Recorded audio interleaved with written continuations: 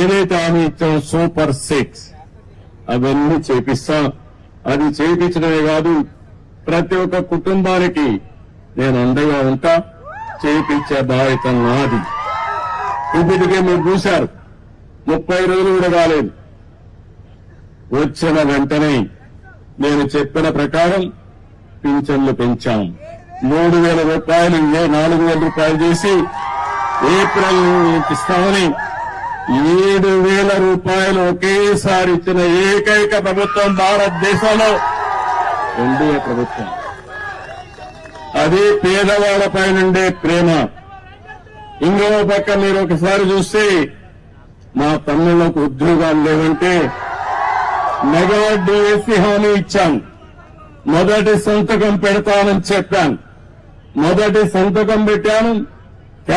మొదటి క్యాబినెట్ లో పెట్టాను. ఆమోదించి నోటిఫికేషన్ ఇచ్చే పార్టీ తెలుగుదేశం పార్టీ. మూడోది, మీ భూములన్నీ కొట్టేయాలనుకున్నాడు.